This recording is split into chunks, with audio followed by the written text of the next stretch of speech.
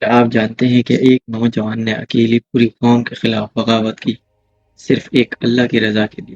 کیا آپ نے کبھی سنا ہے کہ آنکھ جلانے کے بجائے ٹھنڈی ہو گئی؟ کیا آپ کو معلوم ہے کہ ایک ماں نے پانی کی تلاش میں 7 بار پہاڑوں کے درمیان دوڑ لگائی، اور اسی واقعے کی یاد میں آج بھی لاکھوں مسلمان حج کرتے ہیں؟ یہ کوئی کہانیاں نہیں ہے، یہ سچ ہے۔ آج ہم آپ کو سنائیں گے ایک عظیم نبی کی کہانی، حضرت ابراہیم علیہ السلام۔ حضرت ابراہیم علیہ السلام اللہ کے عظیم پیغمبروں میں سے ایک تھے، جنہیں خلیل اللہ یعنی اللہ کا دوست کہا گیا ہے۔ یہ سورہ نساء کی آیت نمبر 125 میں ہے۔ حضرت ابراہیم علیہ السلام کے والد ایک بابلی سلطنت میں پیدا ہوئے۔ وہ بت تراش کر بیچا کرتے تھے اور خود بھی بناتے تھے۔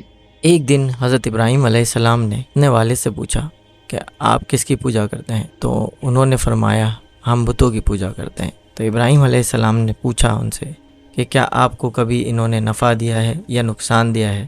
تو وہ لوگ کہنے لگے کہ ہمیں کچھ نہیں معلوم، ہم نے اپنے آبا و اجداد کو اسی طرح کرتے پایا۔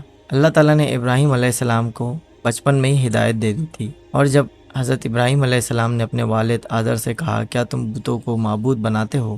بے شک میں تمہیں اور تمہاری قوم کو کھلی گمراہی میں پاتا ہوں۔ یہ سورہ انعام کی آیت نمبر 74 میں ہے۔ ابراہیم علیہ السلام کم عمری میں ہی ہدایت کی بنا پر ان بتوں کی پوجا نہیں کرتے تھے اور اپنے والد کو سمجھانے کی بہت کوشش کرتے تھے، اور انہوں نے بولا کہ اے ابا جان، مجھے ایسا علم حاصل ہوا ہے جو کہ ہدایت پر ہے، آپ میرے ساتھ چلیں، میں آپ کو سیدھا راستہ دکھاتا ہوں۔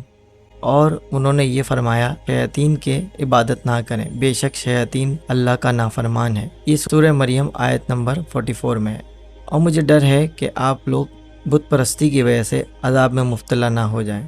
اور ان کے والد بہت ناراض ہوئے اور انہوں نے حضرت ابراہیم علیہ السلام کو گھر سے نکال دیا۔ یہ سورہ مریم کی آیت نمبر 46 میں، اور انہوں نے فرمایا اگر تم میرے خدا سے منہ موڑ چکے ہو تو تم اس جگہ سے نکل جاؤ اور دور ہو جاؤ مجھ سے، پھر مجھے کبھی نہ دیکھو۔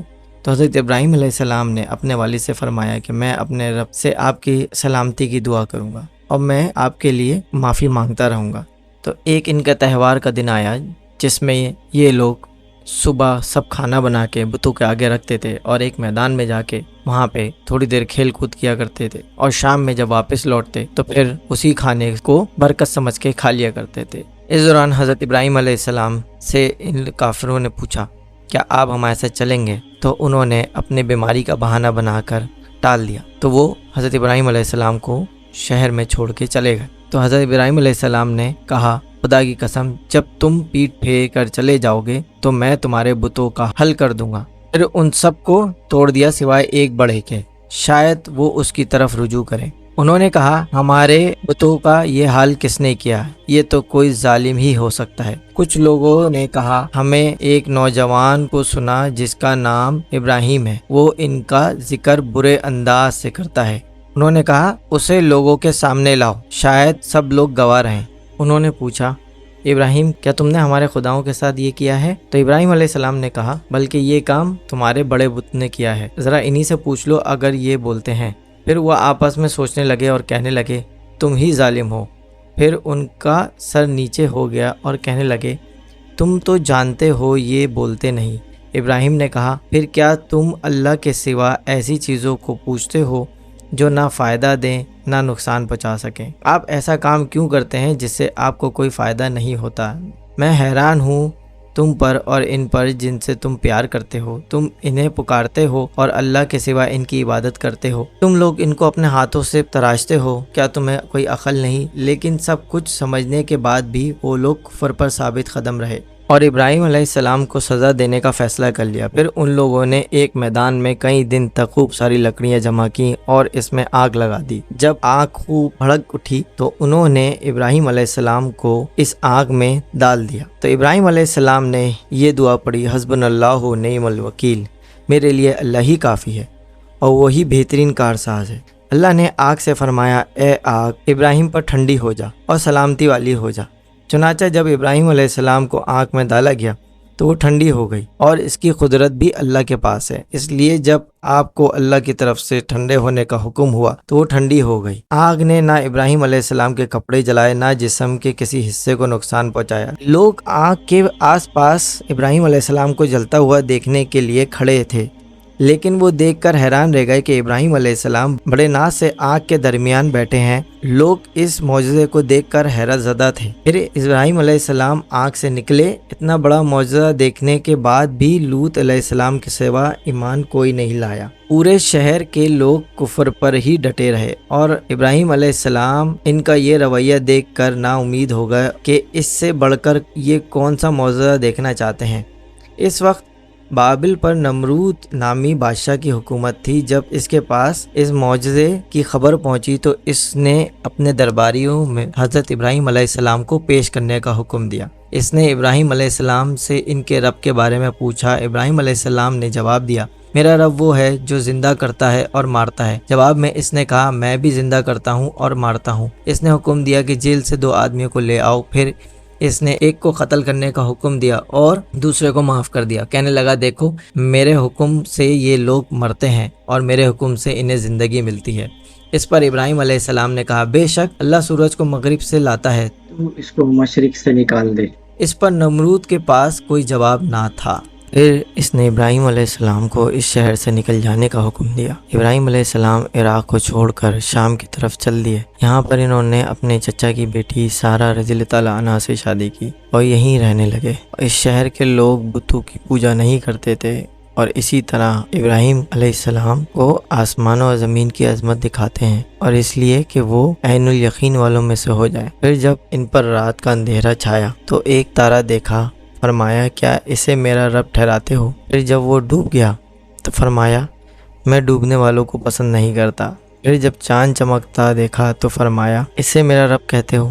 پھر جب وہ ڈوب گیا تو فرمایا، اگر مجھے میرے رب نے ہدایت نہ دی ہوتی تو میں بھی گمراہ لوگوں میں ہوتا۔ پھر جب سورج کو چمکتا دیکھا تو فرمایا، کیا اسے میرا رب کہتے ہو؟ یہ تو ان سب سے بڑا ہے۔ پھر جب وہ ڈوب گیا تو فرمایا، اے میری قوم، میں ان چیزوں سے بیزار ہوں جنہیں تم اللہ کا شریک ٹھہراتے ہو۔ میں نے ہر باطل سے جدا ہو کر اپنا منہ اس کی طرف کیا جس نے آسمان اور زمین بنائے، اور میں مشرکوں میں سے نہیں ہوں۔ اور ان کی قوم ان سے جھگڑنے لگی۔ حضرت ابراہیم علیہ السلام نے فرمایا، کیا تم اللہ کے بارے میں مجھ سے جھگڑتے ہو، حالانکہ وہ تو مجھے ہدایت عطا فرما چکا ہے اور مجھے ان کا کوئی ڈر نہیں جنہیں تم شریک بتاتے ہو، البتہ یہ کہ میرا رب کوئی بات چاہے۔ میرے رب کا علم ہر چیز کو محیط ہے، تو کیا تم نصیحت نہیں مانتے؟ یہ آیت نمبر 75 سے 80 تک کا ترجمہ ہے۔ چنانچہ حضرت ابراہیم علیہ السلام نے پھر ہجرت کرنے کا فیصلہ کیا اور مصر جا پہنچے۔ مصر کے بادشاہ کو جب خبر ملی کہ ایک شخص ہجرت کر کے آیا ہے اور اس کے ساتھ ایک عورت ہے جو بہت ہی حسین و جمیل ہے، اس بادشاہ نے اپنے لوگوں کو بھیجا کہ اس عورت کو میرے پاس لے آؤ اور پتہ کرنا کہ اگر اس کے ساتھ جو آدمی ہے وہ کون ہے، اگر وہ اس کا شوہر ہے تو اس کو قتل کر دینا۔ ادھر بادشاہ نے اپنے لوگوں کو بھیجا، ادھر اللہ نے حضرت ابراہیم علیہ السلام کو وحی بھیج دی۔ حضرت ابراہیم علیہ السلام نے سارہ رضی اللہ تعالیٰ عنہا سے کہا، وہ تم سے میرے بارے میں پوچھیں گے تو تم کہہ دینا کہ تم میری بہن ہو۔ پھر انہوں نے سمجھایا کہ اس روئی زمین پر میرے اور تمہارے سوا کوئی بھی اللہ کو ماننے والا نہیں، اس لحاظ سے تم میری دینی بہن کہلاتی ہو۔ اس ظالم بادشاہ نے سارہ رضی اللہ تعالیٰ عنہا کو اپنے محل میں بلایا۔ جب اس نے سارہ رضی اللہ تعالیٰ عنہا کے ساتھ بدکاری کرنے کے لیے آگے بڑھا تو حضرت سارہ رضی اللہ تعالیٰ عنہا نے دعا کی اور اللہ کی بارگاہ میں وہ دعا فوراً قبول ہو گئی اور اس بادشاہ کے اوپر فالش طاری ہو گیا۔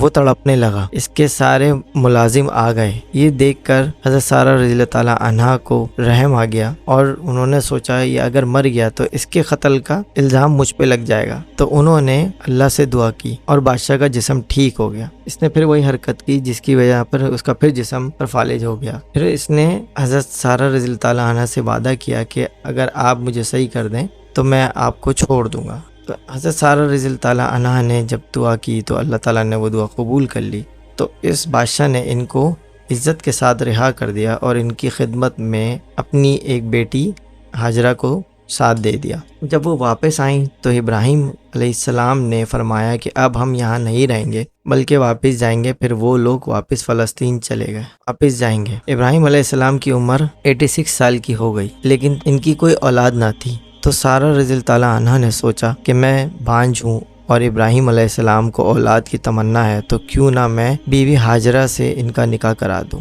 پھر دونوں کا نکاح ہو گیا۔ اللہ نے ابراہیم علیہ السلام کی اولاد کی دعا قبول کر لی اور انہیں ایک بہترین بیٹے حضرت اسماعیل علیہ السلام سے نوازا۔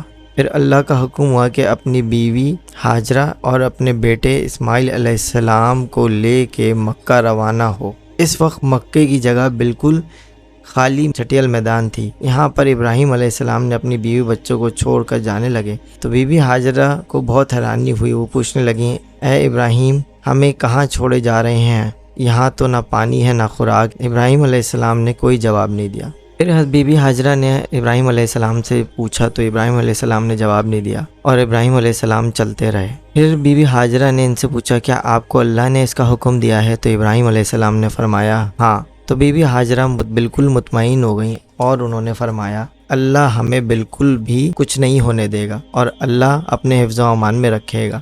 ہوا کچھ یوں کہ خوراک اور پانی چند دن میں ختم ہو گیا اور پانی کا ایک قطرہ بھی نہ بچا، جس کی وجہ سے ماں کا دودھ بھی خشک ہو گیا۔ اب حضرت اسماعیل علیہ السلام بھوک سے بلبلانے لگے۔ بی بی ہاجرہ نے جب حضرت اسماعیل علیہ السلام کو دیکھا کہ وہ رو رہے ہیں تو انہوں نے ان کو وہاں چھوڑا اور پاس کی پہاڑی صفا کی طرف دوڑی کہ شاید اس طرف سے پانی یا خوراک نظر آ جائے یا کسی انسان کی جھلک، کوئی قافلہ آتے ہوئے نظر آ جائے۔ جب کچھ نظر نہ آیا تو انہوں نے مروہ کی طرف دوڑ لگائی، وہاں بھی کچھ نظر نہ آیا۔ پھر سے انہوں نے کوشش کرنی چاہیے۔ اس طرح انہوں نے صفا مروہ کے درمیان 7 چکر لگائے۔ اللہ کو بی بی ہاجرہ رضی اللہ تعالیٰ عنہ کی یہ ادا اتنی پسند آئی کہ اللہ تعالیٰ نے اس کو سنت قرار دے دیا۔ آج لاکھوں لوگ حج اور عمرے میں صفا مروہ پہ جاتے ہیں اور صفا مروہ کی جگہ وہ تیز چلتے ہیں کیونکہ یہ اللہ کا حکم ہے۔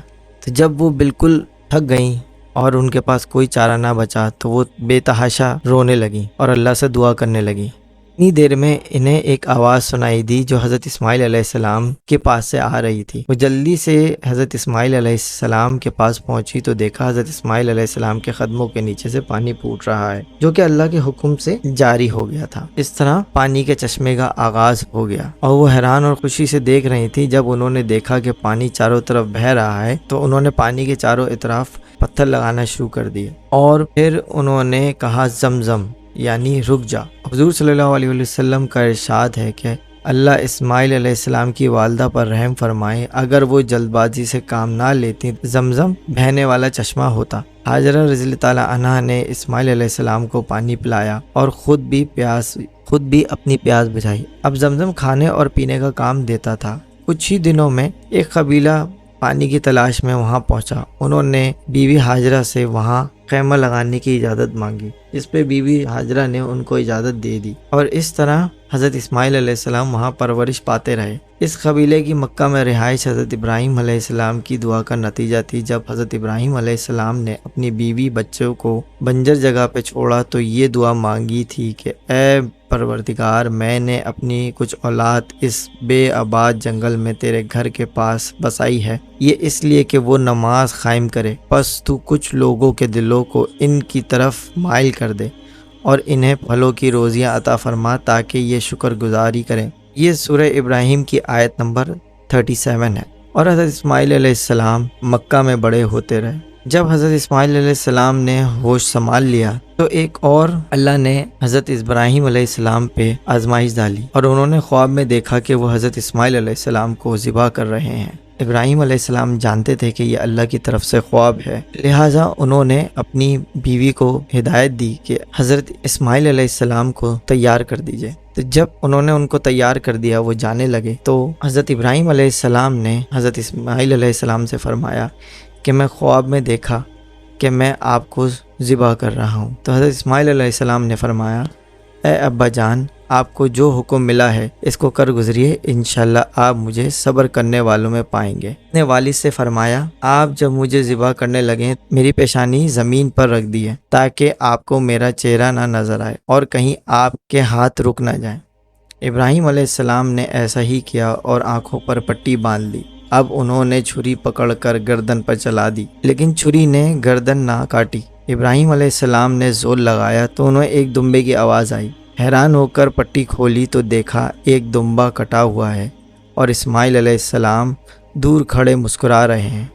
یہ سورہ صفات آیت نمبر 102 سے 107 کے ترجمہ ہے۔ اللہ نے ابراہیم علیہ السلام کو آزمایا اور اس آزمائش پہ ابراہیم علیہ السلام نے اللہ کو راضی کیا اور امت مسلمہ اور پوری دنیا کو بتا دیا کہ اللہ والے لوگ کیسے ہوتے ہیں۔ جب انہوں نے یہ قربانی دے دی تو اس کے بعد اللہ تعالیٰ نے یہ قرآن میں ارشاد فرما دیا کہ ہم ایسے ہی صلہ دیتے ہیں نیکوکاروں کا، اور تا قیامت تک یہ قربانی کا فریضہ ادا ہوتا رہے گا۔ پھر اللہ تعالیٰ نے حضرت سارہ رضی اللہ تعالیٰ عنہا کے بدن سے بھی حضرت ابراہیم علیہ السلام کو حضرت اسحاق علیہ السلام عطا فرمائے۔ جب یہ خوشخبری ملی، دونوں پر بڑھاپا طاری ہو چکا تھا، اللہ نے یہ خبر سنانے کے لیے فرشتے بھیجے۔ فرشتوں نے ابراہیم علیہ السلام کو سلام کیا اور بیٹے اسحاق علیہ السلام کی خوشخبری دی۔ یہ سن کر سارہ رضی اللہ تعالیٰ عنہا بہت حیران ہوئی، کہنے لگیں کیا میں بچہ جنوں گی حالانکہ میں تو بانجھ ہوں اور میرے خاوند بوڑھے ہو چکے ہیں؟ یہ تو حیرت کی بات ہے۔ اس پر فرشتوں نے کہا اللہ کے فیصلے پر تعجب نہ کیجیے، یہ تو اللہ کی آپ پر رحمت ہے، بے شک وہ قابل تعریف ہے۔ یہ ذکر سورہ ہود کی آیت نمبر 71 to 72 میں بھی ہے اور سورہ الذاریات کی آیت 28 سے 30 پر بھی ہے۔ پھر اللہ تعالیٰ نے ایک اور حکم ارشاد فرمایا حضرت ابراہیم علیہ السلام کو کہ مکہ تعمیر کرو، تو انہوں نے حضرت اسماعیل علیہ السلام سے فرمایا کہ اے میرے بیٹے، اللہ تعالیٰ نے مجھے حکم دیا ہے کہ اس مقام پر اللہ کا گھر تعمیر کرنا ہوگا۔ اسماعیل علیہ السلام نے فرمایا میں حاضر ہوں۔ یہ سورہ بقرہ کی آیت نمبر 127 ہے۔ پھر ابراہیم علیہ السلام اور اسماعیل علیہ السلام نے مل کے کعبہ کی تعمیر کی۔ جب وہ بیت اللہ کی بنیادوں کو بلند کر رہے تھے تو یہ دعا مانگ رہے تھے کہ اے ہمارے رب، ہماری محنتوں کو قبول فرما، تو دعا کو سننے والا ہے، جاننے والا ہے، اور ہمیں اپنا فرما بردار بنا، ہماری اولاد میں سے بھی ایک فرما بردار گروہ بنا، اور ہمیں عبادت کا طریقہ سکھا، اور ہم پر رجوع فرما، کیونکہ تو ہی توبہ قبول کرنے والا ہے اور رحم کرنے والا ہے۔ اے ہمارے رب، ان پر انہی لوگوں میں سے ایک رسول بھیج جو ان پر تیری آیت کی تلاوت کریں اور تیری کتاب اور حکمت سکھائیں، اور انہیں پاک کر، یقیناً تو غالب حکمت والا ہے۔ یہ سورہ بقرہ کی آیت نمبر 126 سے 129 تک کے ہے۔ تعمیر کے وقت اللہ نے جنت سے ایک پتھر بھیجا تھا جس کا نام حجر اسود تھا۔ یہ پتھر نہایت ہی سفید تھا۔ اب یہ پتھر لوگوں کے گناہوں کی وجہ سے کالا ہو گیا، جس کا ذکر صحیح بخاری کی حدیث 1597 پر ہے۔ تعمیر کے وقت حضرت ابراہیم علیہ السلام ایک پتھر پر کھڑے ہوئے، وہ ننگے پیر تھے، تو اللہ کے حکم سے وہ پتھر نرم پڑ گیا، اور اس پتھر پہ حضرت ابراہیم علیہ السلام کے پیروں کے نشان ہیں، جو آج بھی خانہ کعبہ میں موجود ہیں، جس کو مقام ابراہیم کہا جاتا ہے۔ اللہ نے ابراہیم علیہ السلام کو حکم دیا کہ لوگوں میں حج کا اعلان کرو، اور اس پر ابراہیم علیہ السلام نے فرمایا اے اللہ، میری آواز بھلا کس کس تک پہنچے گی؟ اللہ نے فرمایا آپ کے ذمہ آواز لگانا ہے، پھر ہمارا کام ہے اس کو لوگوں تک کے پہنچانا۔ تو حضرت ابراہیم علیہ السلام نے پہاڑ پر چڑھ کر آواز لگائی، لوگوں بیت الحرام کا حج کرو، اور اس کی برکت سے اللہ نے بیت الحرم کی محبت لوگوں کے دلوں میں ڈال دی، جس کی وجہ سے آج تک ہر مسلمان مرد اور عورت کے دل میں خواہش ہوتی ہے کہ وہ عمرہ کریں یا حج کریں، اور ہر سال لاکھوں کروڑ لوگ حج کرتے ہیں۔ حضرت ابراہیم علیہ السلام 175 سال کی عمر میں وفات پا گئے تھے، اور اللہ تعالیٰ نے ان کو بہت ساری آزمائشوں سے گزارا، لیکن انہوں نے اللہ کو کبھی ناراض نہیں کیا۔ اللہ کو اتنا راضی کیا کہ اللہ تعالیٰ نے ان کو ایک بہترین لقب سے نوازا، جس کو خلیل اللہ کہتے ہیں، یعنی اللہ کا دوست۔ اگر آپ کو میری ویڈیو پسند آئی ہو تو لائک کریے گا، سبسکرائب کریے گا۔ السلام علیکم ورحمۃ اللہ۔